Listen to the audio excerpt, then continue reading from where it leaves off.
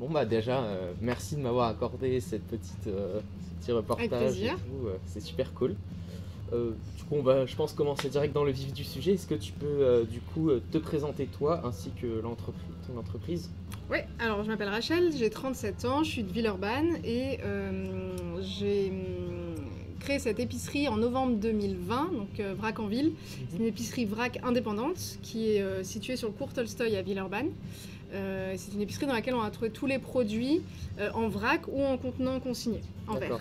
verre. Donc on va retrouver des produits comme des fruits et légumes, des produits frais, de la crèmerie, yaourt, lait, crème, l'épicerie sèche, salée ou sucrée, des biscuits, du thé, du café, et des produits d'entretien de la maison et des produits d'hygiène. Donc vraiment un panel assez large de produits. C'est quoi justement un peu la différence avec épicerie vrac et épicerie normale? Alors l'idée c'est que tous les produits comme on voit derrière nous là sont présentés en vrac. Mhm. Il y a aussi une partie donc comme je disais en contenant consigné, mais quand c'est en vrac, les clients viennent avec leur contenant. Ou nous on a des contenants à disposition dont ils peuvent se servir et ils se servent directement le produit dans leur contenant. Et moi en passant à la caisse je pèse leur contenant et leurs produits. Ils ne payent évidemment que le produit, que ce Mhm. qu'il y a à l'intérieur de leur contenant. Voilà, ce qui leur permet du coup de vraiment maîtriser la quantité qu'ils achètent, Mhm. ce qui du coup va limiter le gaspillage évidemment et permet de maîtriser aussi évidemment son budget. Parce qu'on n'est pas obligé de prendre une grosse quantité. Si on a juste un besoin pour une recette spécifique, on prend que la quantité dont on a besoin. D'accord. Voilà, c'est quand même pas mal d'avantages. Est-ce qu'il y a d'autres avantages d'ailleurs en plus que tu vois comparé à des épiceries traditionnelles aussi dans l'épicerie vrac? Bah, le fait de pouvoir découvrir des producteurs locaux, Mhm. des nouveaux produits qu'on connaissait pas avant, qui sont fabriqués pas loin de chez nous. Ça permet aussi d'avoir, si on présente les produits dans des pots en verre, par exemple les épices dans des petits pots en verre ou nos placards organisés comme ça, on va plus se rendre compte de ce qu'on a et on va éviter de racheter en double un produit qu'on avait déjà mais qui était au fond du placard et qu'on voyait pas. Et puis bon, un petit détail, c'est un peu futile mais c'est quand même un peu plus joli, je trouve, d'avoir Ouais. une cuisine avec plein de bocaux en verre et des produits en vrac plutôt que plein d'emballages avec des marques qui sautent aux yeux. Toi, qu'est-ce qui t'a poussé justement à créer Vrac en ville? Alors, on était deux, à l'origine, on était deux gérantes à avoir eu cette idée du projet. Et en fait, l'idée, c'était qu'on voulait proposer à Villeurbanne, pour nous c'était important d'être à Villeurbanne, parce qu'on était toutes les deux de Villeurbanne, et de proposer le maximum de produits du quotidien, Mhm. donc en vrac ou en contenant consigné, parce qu'on n'arrivait pas à trouver notre bonheur dans les autres commerces à Villeurbanne. On était obligé de faire plusieurs commerces pour trouver tout ce qu'on voulait, et on voulait un peu se sortir des grandes chaînes de distribution et voilà, aller plus vers une épicerie de quartier, de proximité. Est-ce qu'il y a du coup des valeurs justement que tu cherches à transmettre grâce à Vrac en ville? Tu me parlais que du coup tu voulais une alternative aux grands supermarchés qu'on voit un Ouais. peu partout. Bah, moi, l'idée, c'était. Ce que je voulais vraiment, c'était avoir un commerce de proximité. Mhm. Et dans le sens où on entend, quoi. Et c'est quand les clients arrivent, on échange ensemble. Je sais ce que les clients aiment. Donc, quand j'ai une nouveauté, je sais que ça va leur plaire, je leur en parle. Enfin, pour moi, il y a un côté hyper humain et beaucoup plus sympa que d'aller dans un supermarché pour faire ses courses. Et qui était important. Et de mettre en avant des produits qui étaient sourcés avec soin. D'accord. Voilà. Parce que moi je suis un peu compliquée, enfin un peu pénible, j'ai envie de savoir d'où viennent les produits quand j'allais les acheter avant. Et c'est vrai que c'est le premier truc que j'ai fait en créant l'épicerie, c'est de me dire ok, mais quel produit je vais proposer, quel producteur je vais proposer. Et ça m'a permis de faire une sélection comme ça de premiers producteurs, parce que maintenant j'en ai beaucoup plus. Mais l'idée c'était vraiment d'avoir des produits que je sais, qui ont été faits avec soin, principalement en agriculture biologique. Voilà, pour moi, le sourcing était hyper important. Je voulais proposer des bons produits, D'accord. voilà, et pas de greenwashing, des choses comme ça, quoi. Du coup, tu m'as un peu parlé justement là de comment tu choisis tes fournisseurs. Tu peux m'en dire un petit peu plus? T'as dit que tu cherchais un peu du local, du bio. Ouais, donc tout ce que je peux. Comment dire le, En gros, je regarde la globalité du fournisseur, c'est-à-dire évidemment le produit qu'il propose. Mhm. Est-ce qu'il le propose en vrac, ça, c'est la première chose, ou en contenant consigné. Et est-ce que sa démarche globale, elle est bonne pour l'environnement? Est-ce qu'il essaye d'avoir un impact environnemental moindre dans toute la logique de production, quoi. Et évidemment, du coup, j'essaye de sélectionner des produits locaux en priorité, français.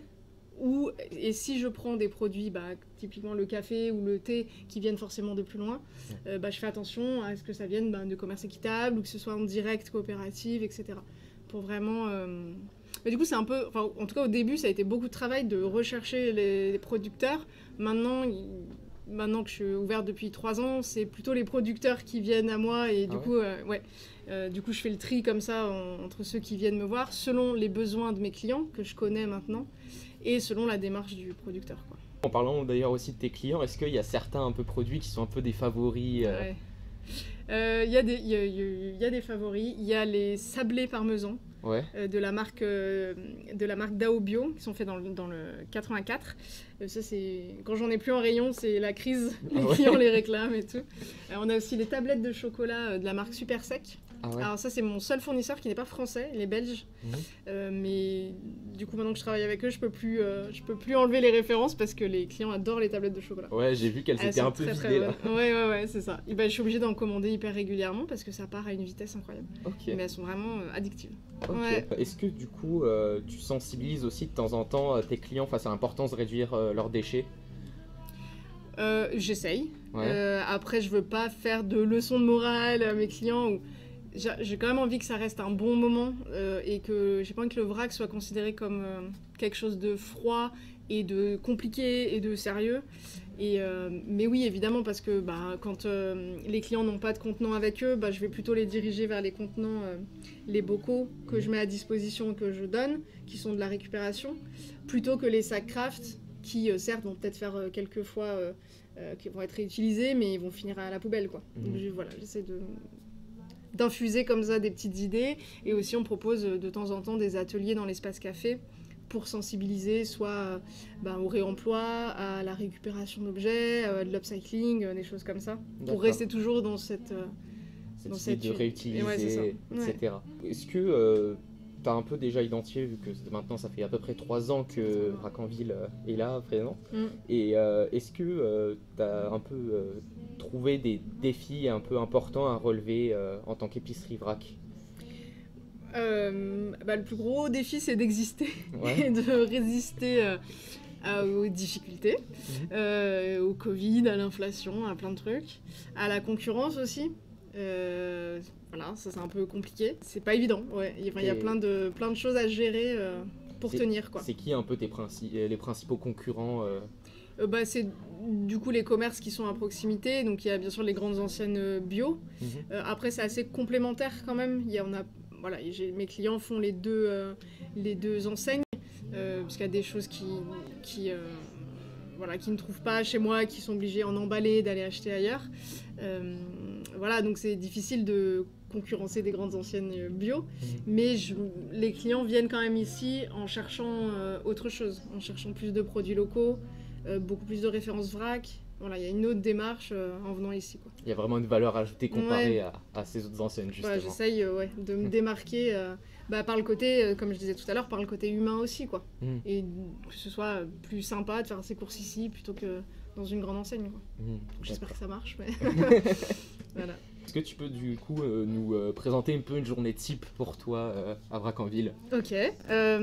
Du coup, une journée type. Alors, le matin, j'ai parfois des livraisons, parce que je propose des services complémentaires à l'épicerie, où je livre des entreprises avec des paniers de fruits, du snacking, comme des fruits secs, des cookies, etc. Donc, parfois, j'ai ça à faire le matin. Et ensuite, il y a l'ouverture de l'épicerie, avec tout ce qui est mise en place des rayons, des fromages, des choses comme ça, du nettoyage avant que les clients arrivent, la mise en place des fruits et légumes en rayon, de la réception une fois que la boutique est ouverte, accueillir les clients, et de la réception de marchandises, de livraison. On en a quasiment tous les jours, je crois. Ouais. Entre les livraisons régulières, type le pain, le fromage, les yaourts, il y a aussi les plus grosses livraisons avec les gros sacs de produits secs. Donc il y a ça, tout rentrer dans la caisse pour que tout soit rentré dans le stock, rangé dans le stockage. Accueillir les clients. On a aussi un espace café, donc il arrive qu'on serve aussi des boissons dans l'espace café ou sur la terrasse l'été. Voilà. C'est à peu près... C'est déjà pas mal. Ouais. Et puis le soir, re-nettoyage après le passage des clients. Et puis voilà. Ok. Ouais. Ah, c'est plutôt... c'est assez dense. C'est varié, quand même. En fait, c'est beaucoup de manutention. Il y a beaucoup de choses à porter. Du coup, des quantités lourdes, puisque les produits arrivent en sac. Ça dépend des produits, mais soit 3 kilos, ça peut aller du coup jusqu'à 25 kilos. Il y a pas mal de choses à porter, ça fait la muscu. Et pas mal de choses à mettre en rayon, à faire en sorte que les rayons soient jolis, etc. Donc il y a toujours des trucs à faire. C'est vraiment un problème. On s'ennuie pas. Non. Est-ce que tu aurais des conseils à donner à quelqu'un qui justement souhaiterait peut-être ouvrir une épicerie vrac? Plein. De bien choisir son emplacement du local, d'être bien entouré, de bien avoir en tête que ça demande beaucoup de temps. Qu'est-ce que tu entends d'ailleurs par bien entouré, justement? Bien entouré, alors soit avec la personne avec laquelle on monte le projet, mais aussi avec une comptable, avec une gestionnaire de paye, avec une avocate, et avec des gens qui sont vraiment là, qui ont à cœur que le projet tienne et qui partagent les mêmes valeurs. Ça, c'est vachement important. Au début, j'étais pas hyper bien accompagnée au niveau administratif, comptable et tout ça. Et maintenant, c'est le cas et je vois la différence. Humainement, c'est vraiment hyper important. Et ça, je trouve que c'est bien d'avoir vraiment tout de suite les personnes qui peuvent nous donner les bons conseils et qui sont là pour nous aider, quoi. Ouais. Même si on est un petit dossier parce que c'est une petite épicerie et que voilà.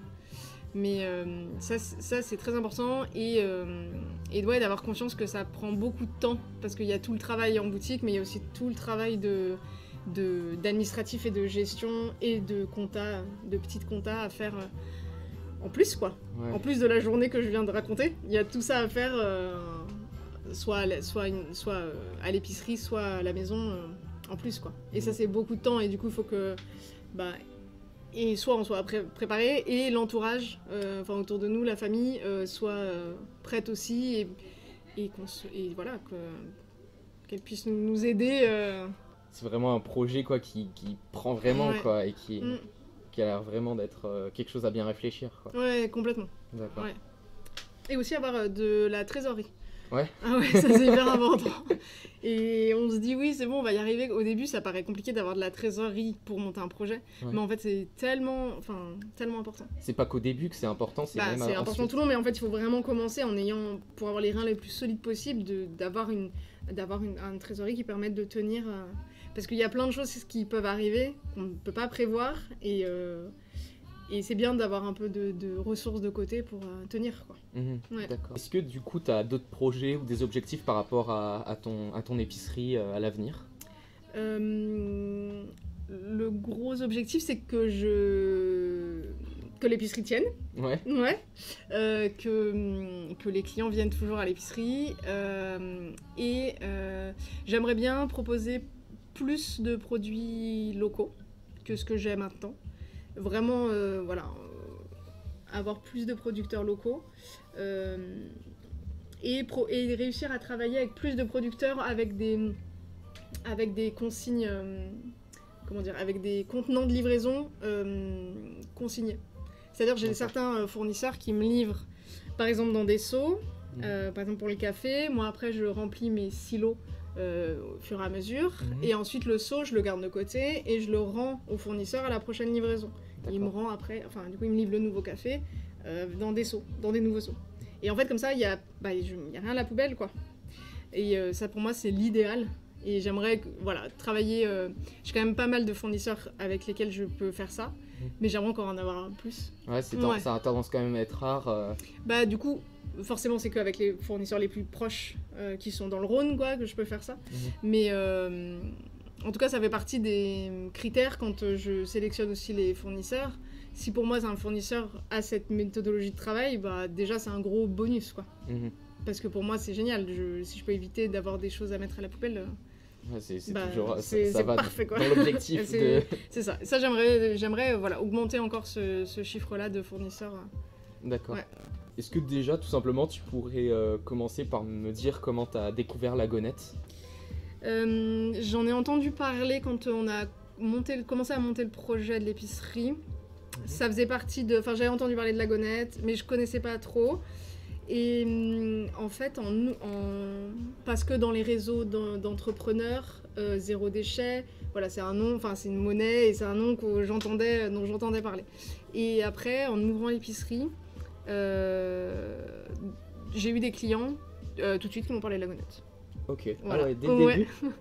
Et parce que tout de suite, quand on a ouvert en novembre 2020, et c'était le moment du deuxième confinement.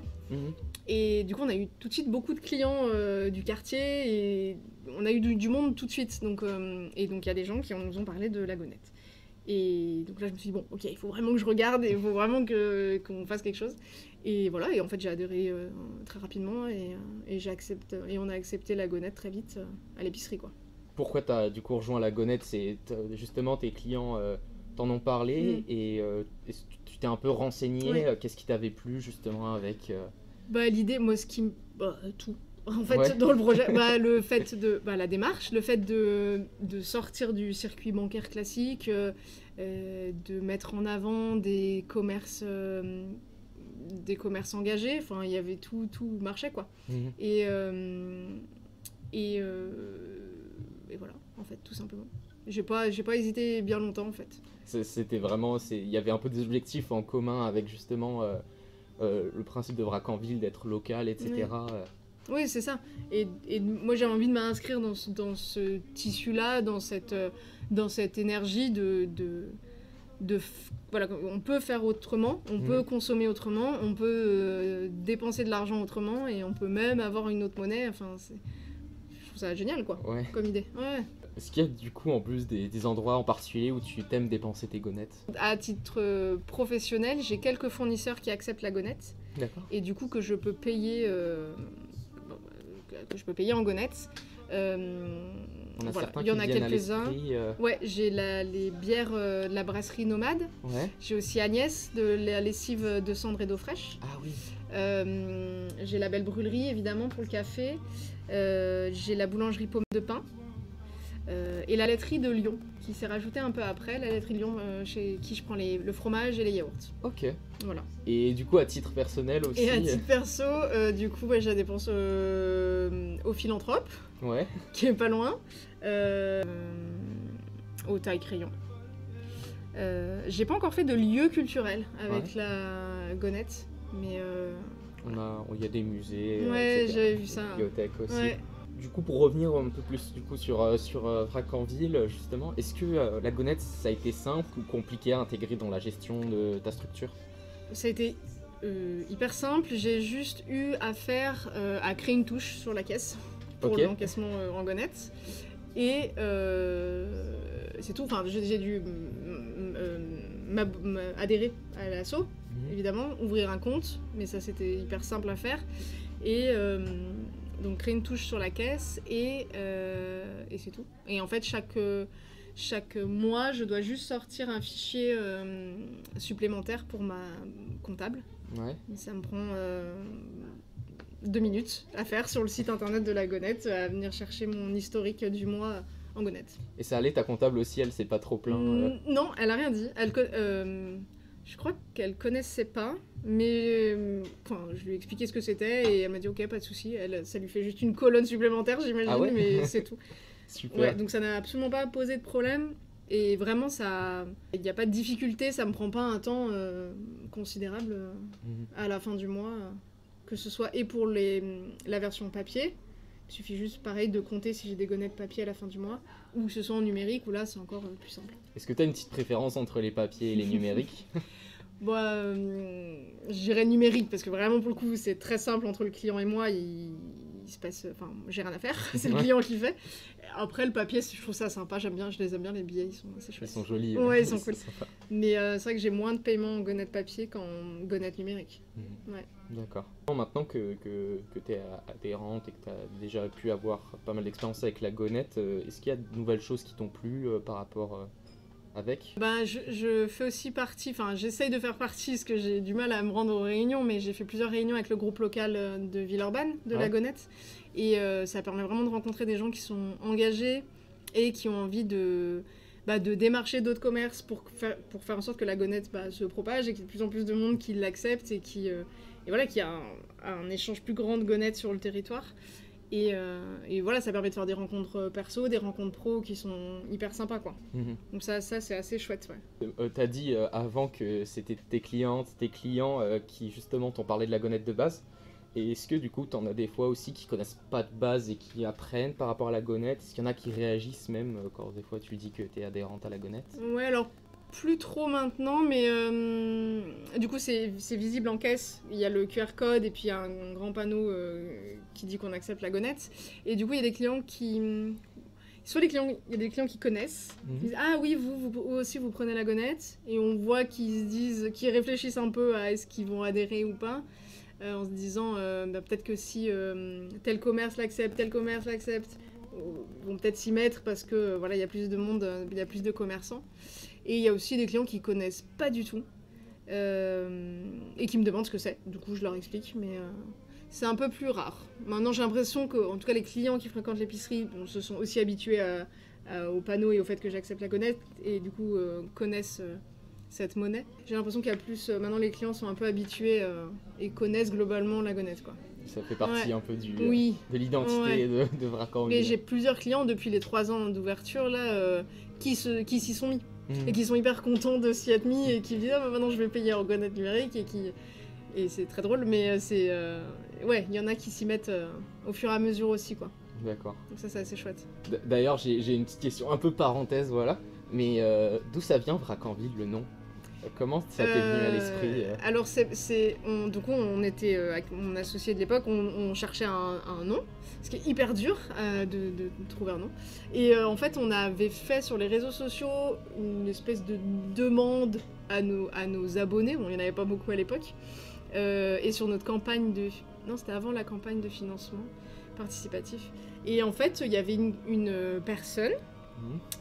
dont j'ai oublié le prénom, qui avait proposé ça, qui avait proposé ce nom-là, et du coup on avait accroché. Écrit comme ça justement Ah, je sais plus, je crois que oui. Ouais. C'est marrant, et justement, du coup, l'idée c'était que ça aille pour Villeurbanne et pour Ville, si jamais on avait une autre boutique qui ouvrait dans une autre ville, quoi. Mais voilà, c'était ça l'histoire du nom, quoi. Ouais. Ok. Du coup, petite parenthèse spéciale non fermée. Est-ce que du coup, t'as des avantages que tu vois à utiliser la gonette plutôt que d'autres devises? Oui. J'ai pas de frais. Ouais. Voilà. Par rapport aux frais bancaires classiques, quand on paye en carte bleue, il y a des frais bancaires qui vont directement à la banque chaque transaction. Alors c'est un faible pourcentage, mais sur une année ça fait pas mal.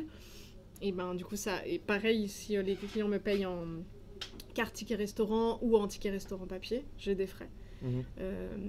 Tout ne va pas dans Vracanville. Donc avec la gonette, ce n'est pas du tout le cas. Enfin, j'ai pas de frais. Il y a 100% qui revient, quoi. Ouais. D'accord. C'est un avantage majeur, quoi. Et après, et l'autre avantage, c'est que je peux être connue grâce au réseau La Gonette. Quelqu'un qui est adhérent à La Gonette, par exemple, qui arrive sur Villeurbanne alors qu'il était à Lyon avant, et du coup, il va regarder les commerces autour de lui qui ont La Gonette. Peut-être qu'il va me découvrir comme ça. Et enfin, on est déjà à la fin. Ok. C'est passé super vite, donc. Qu'est-ce que tu dirais à un pro ou un utilisateur qui hésiterait à franchir le pas et à peut-être devenir adhérente ou adhérent ça je l'ai déjà fait pour certains. Leur dire que vraiment,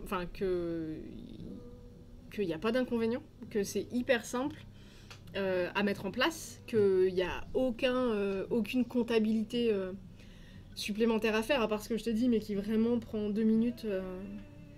peut-être 5 minutes s'il faut compter les gonettes papier, mais c'est tout.